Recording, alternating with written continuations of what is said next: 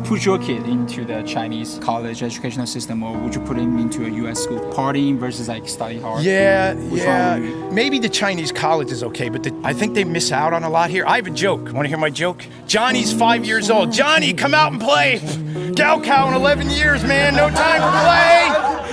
So, this is research. Research shows children need unstructured playtime. If kids don't get a chance to interact freely and play, it can really stunt their emotional development. Even the young kids in the U.S., maybe because of the technology, they don't have the same social skills. You can see like empathy's gone down 40% because they're glued to these electronic devices. And then in China, you have the fact that they're just studying all the time. They lose their childhood. I mean, I worked at Tsinghua for 3 years. The reason I left Tsinghua because it was a joyless place. Joyless.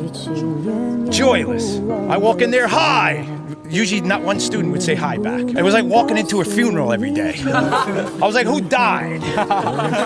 Rarely even see a person smile. So it actually started depressing me because these kids, all they did was study their whole childhood. So they never developed the joy for life, free play. And this is another factor. I see it all the time. I see it in US and China. 3-year-old kid, they give him a smartphone. You're poisoning that kid's brain. The way the brain develops, it needs intensive one-on-one interaction. But what's sad about this generation, you don't see people interact. Yeah, like when I was their age, I got early to class, I'd talk to the people next to me. Now, you miss that one-on-one interaction. So how would you raise your kids in terms of I did raise a kid actually. So we were very strict about the phone. No phone until he was 14. And so when he was 10, he's like, everyone in school has a phone. Well, tell their parents to poison his brain. So what advice would you give to, let's say, whoever's watching this video who's trying to achieve, success in life, not just academic success?